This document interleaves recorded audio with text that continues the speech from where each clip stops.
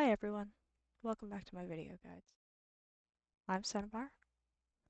I've had a lot of requests to do this video, or these videos on the game genetics, so I tried to break it down into a bunch of simpler videos and made a series on them, so hopefully they're easy to understand. If you have any questions, please don't hesitate to reach out to me or others, either in the game, on the forums, or in the comments here on the video.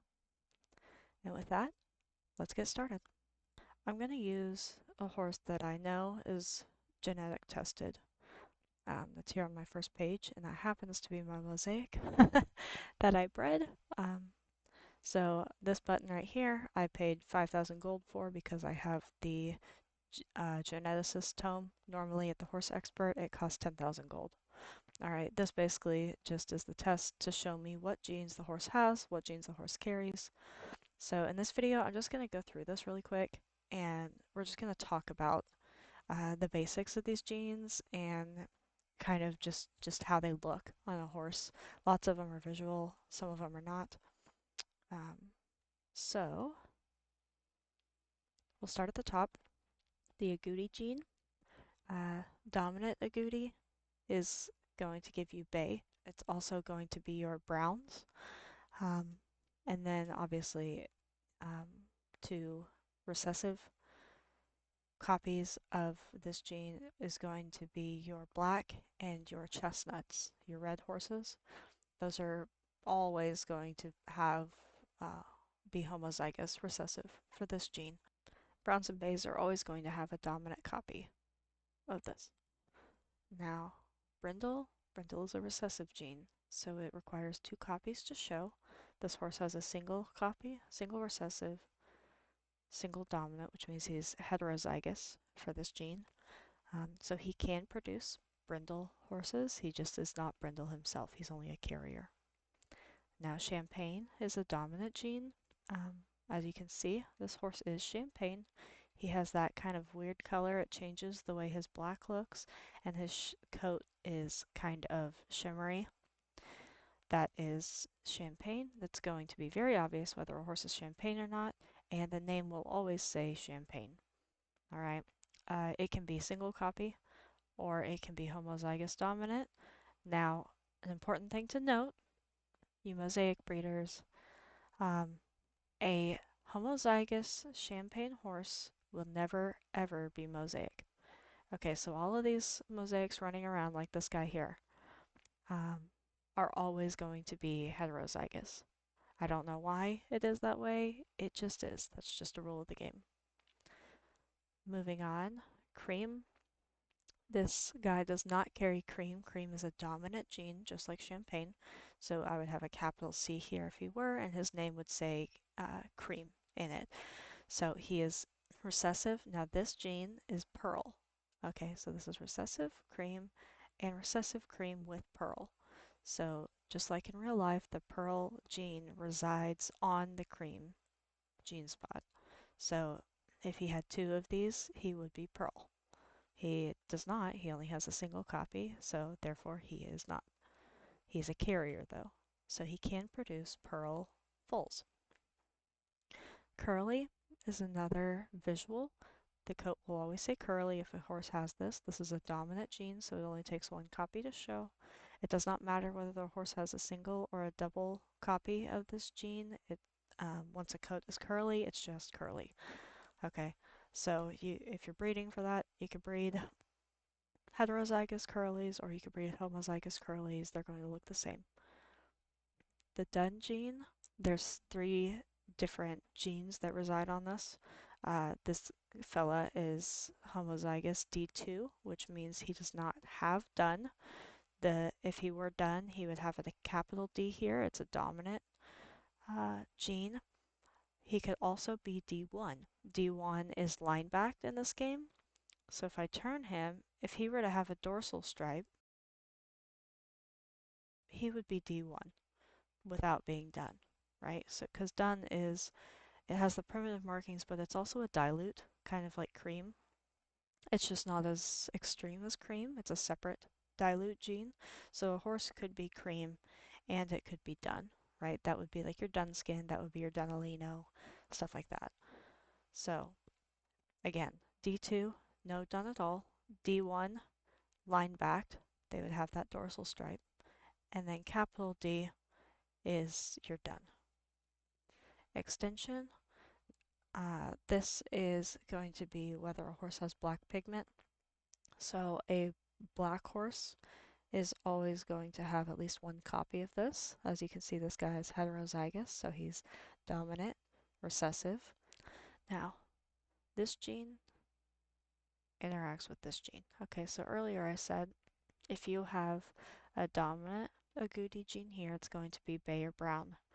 All right, if you have two recessive here, and you have what is called AT on here, it's a recessive agouti gene, but it has a T next to it here.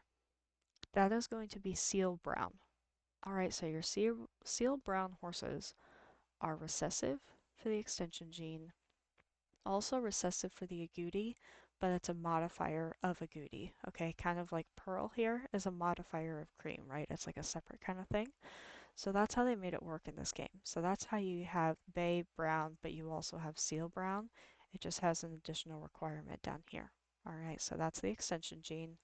Again, dominant is black, recessive is red, and if you get lucky and you get that recessive with your agouti modified, it's seal brown. Feathering is another visual gene. If you have a single copy of dominant, you're going to have light feathering on the horse's legs. It's going to look, their fetlock here is going to look kind of pointy, kind of fuzzy, a little bit thicker maybe than this horse. This horse does not have feathering. Now, if you have two copies of this, if you have homozygous dominant for feathering, that's where you get your Shire sport horses that have the big bell-bottom looking featherings, right? Big old hooves. Um, that's what that is. Flaxen is a recessive gene. As you can see, this horse is homozygous recessive, which means he is flaxen. All right, so if he were a red horse, flaxen only shows up on red. All right, flaxen does not show up on brown. It does not show up on bay. It only shows up on red horses. So he will always produce a flaxen carrier foal at the very least. If since he's heterozygous extension, he could produce a red foal. If he did produce a red foal, and that foal also got a flaxen gene from his mother, it would be flaxen. It would be a flaxen red. Frame. Frame is a dominant gene. As you can see, those are these white spots on this horse. He is frame. He is a classic champagne frame. All right, so a single copy of frame with it being dominant, it's going to be visual, right? So a single copy, you're going to have a little bit of spots on them like this. If he were to have two copies of it, if he were homozygous for frame, these would be very loud. So that's easy to tell whether a horse is frame or not. It will also say frame in the name. So if you can't tell visually, you can read the name, which will say frame. Now your gatekeepers, this is the gene that all of your gated horses have. All right, this horse is double recessive, so he is not gated at all. If he were, this would be capital A with an M. All right, that's AM for amble, so that would replace the trot. All right, so the horse would have walk, trot, canter, gallop, gaits if they were homozygous for this gene. Now, if a horse, I'm sorry, heterozygous for this gene, right? So if they had one dominant, one CO. Now, if a horse was homozygous for the gatekeeper trait, it would be AM, AM. All right, so that would be amble, and it would also be pace. So a single copy changes the trot, gait. A double copy changes the trot and the canter gait.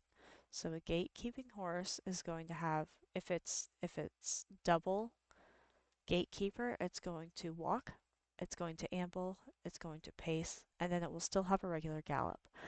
Alright, now if you're breeding for this gene, be very careful because when you go to do a dressage test, sometimes, or like a trail test or something, sometimes people will have the obstacles that are on the ground that require a certain trait or a certain gait to go over them. A gaited horse will not be able to do that.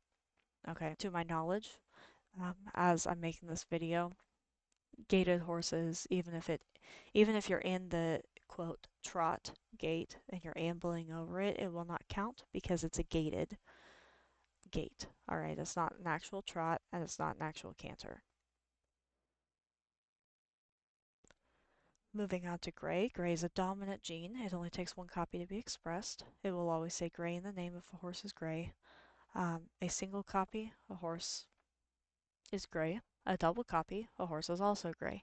The difference is with a double copy of this gene. So if they were homozygous dominant for this gene, by the time the horse matures, which is about 4 or 5 years old, it's going to be totally grayed out, basically.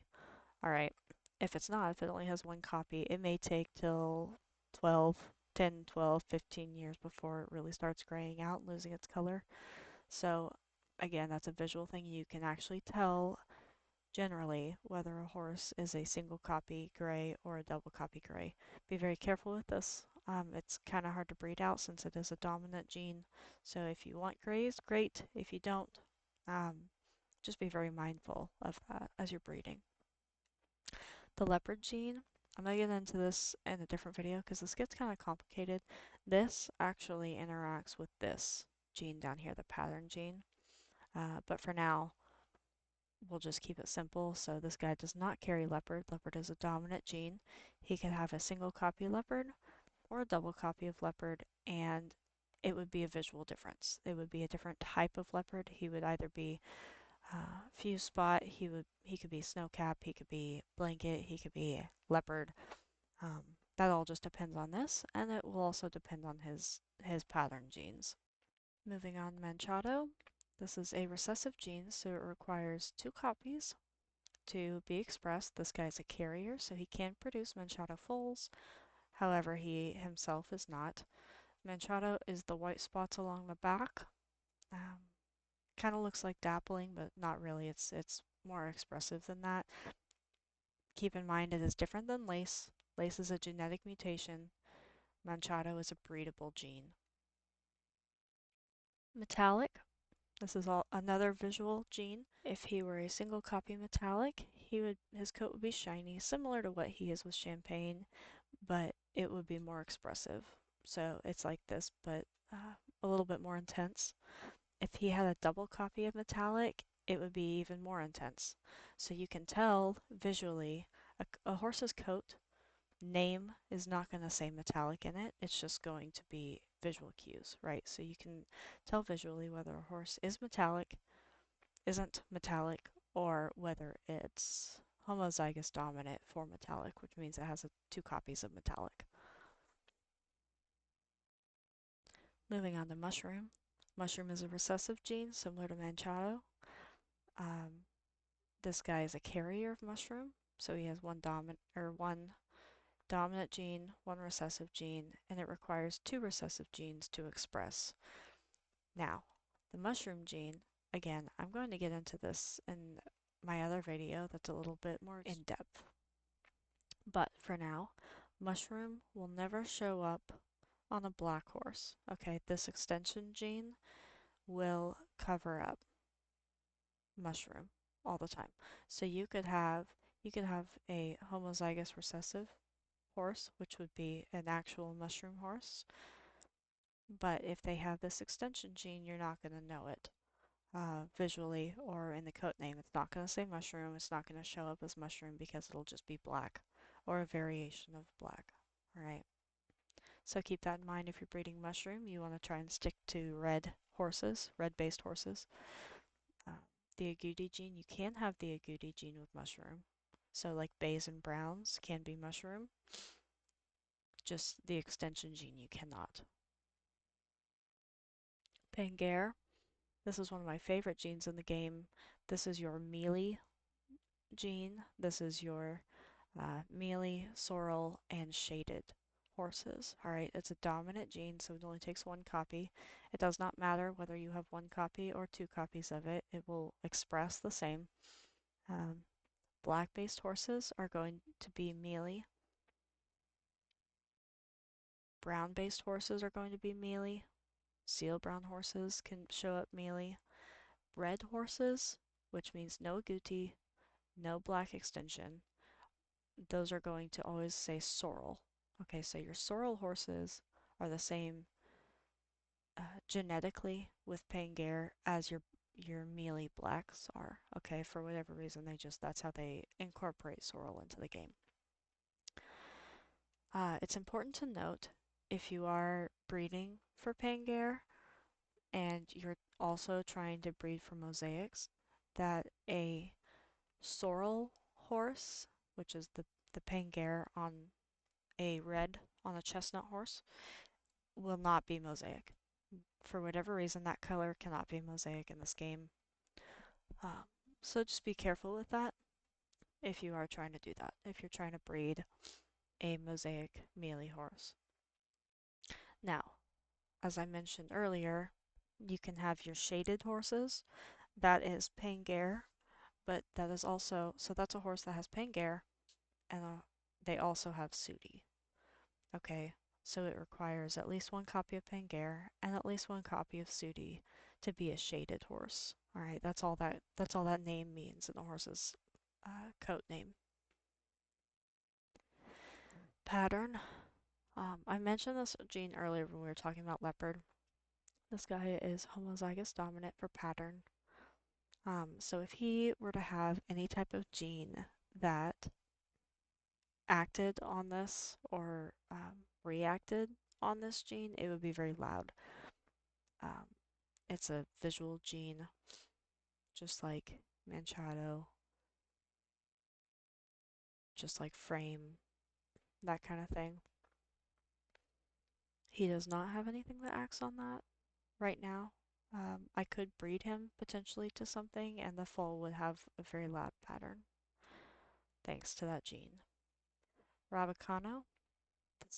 Rabicano is a recessive gene. It requires two recessive to show Rabicano. So this guy is obviously not Rabicano, and he is also not a carrier. He's homozygous dominant for Rabicano, which means he cannot produce carrier foals himself. He cannot produce a Rabicano foal himself. Roan. Um, Roan is a gene that is different whether you're homozygous or heterozygous for it. Okay, so if you have a single copy of Roan, horse's coat is always going to say Roan.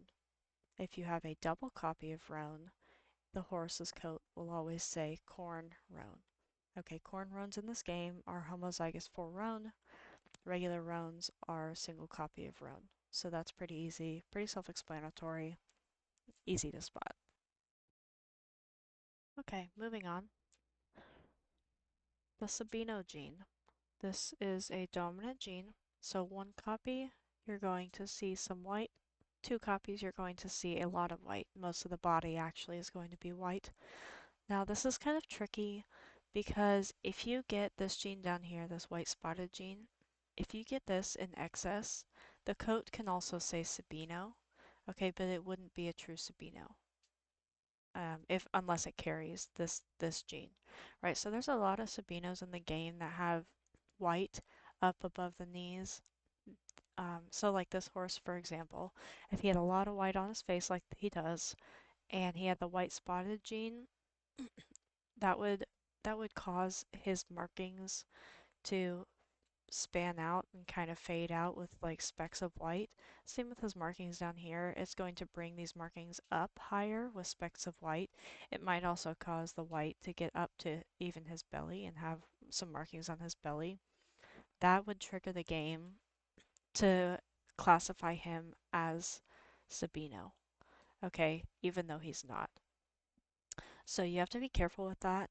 Um, If a horse is true Sabino, chances are they have white actually coming up the side of their rib cage here, the side of their belly, in addition to the legs and the face having that kind of splotchy white.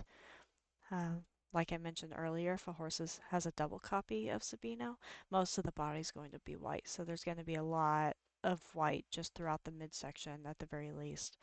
And that's where you get those horses that kind of look faded and fuzzy and cloudy. That's the Sabino, that's the homozygous Sabino gene acting on their coat. The silver gene is a dominant gene. It does not matter whether you have a single copy or two copies. The coat is always going to say silver. Always. Okay. Um, it shows the same whether you have one or two copies of it. Silver is silver is silver. Okay, so that's a very easy gene to identify and breed for. They either have it or they don't. Sooty. Sooty is a dominant gene. As you can see here, this horse is homozygous for Sooty, which means he has two copies of the Sooty gene. Now, because he is Champagne, Sooty does not show. Okay? Just like earlier, we talked about the extension gene covers up mushroom. In the same manner, Champagne covers up Sooty. Okay? So a Champagne horse is never going to be Sooty. They're never going to show Sooty. They can be Sooty, like this guy. He's always going to produce a Sooty foal. Always. All of his foals are Sooty. But if they're also Champagne, they won't show it. It'll just say Champagne.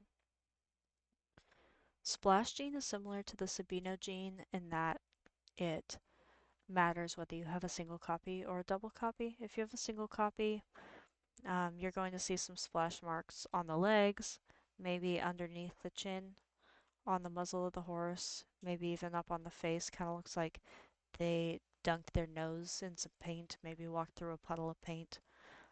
If you have two copies of Splash, it's going to be much more expressive, which means potentially half of the body, the lower half of the body, would be all white. Kind of a cool gene. Tobiano, this is another gene that is dominant. It's a white, it's a pinto gene, like Splash, like Sabino, like white spotted. Okay, these are all white modifier genes. So if you have a single copy, you're going to have a little bit of Tobiano. If you have two copies of Tobiano, you're going to have much more white on the body. That's kind of the same rule applied to all of the pinto genes. All right, so kind of easy to remember. The dominant white gene. Okay, so the dominant white gene, it does not matter if you have a single copy or if you have two copies of it. Okay, if you're homozygous for white, doesn't matter. Because once you have this gene on a horse, nothing else matters in the genome. Okay, they could be any color underneath that. Their coat is always going to be pure white, and it's just going to say white. They could be, the only thing you can really tell underneath a white coat is whether a horse is champagne or metallic because of that shiny coat. All right, so you could breed metallic whites. Um, Metallic doesn't show up in the coat name anyways, but you'll be able to see it. The horse is going to be very shiny, but it's still just going to be white. Okay, so if you have white in your herd and you don't want to breed white, it's kind of difficult to breed out because it is dominant, but you're going to know whether a horse has it or not because they're not going to be anything but white.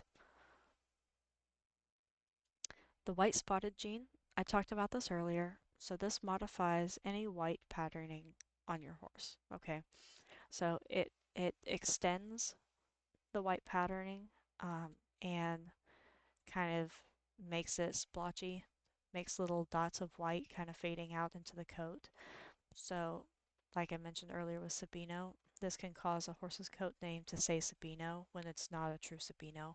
So there's a lot of horses in the game that whose coats say Sabino, but they're not, right? They just have like they might have a splash gene with the white spotted gene or a Tobiano gene with the white spotted gene and it would say Sabino and it's not. All right. So that's it for the testable genomes. There's a ton of other things that you can't test for on this page. Um, you can compare a horse to another breed or to another horse and kind of figure things out that way, such as mane length, such as um, coat, hair thickness, things like that. Even marking amounts. So this guy has some pretty high whites here.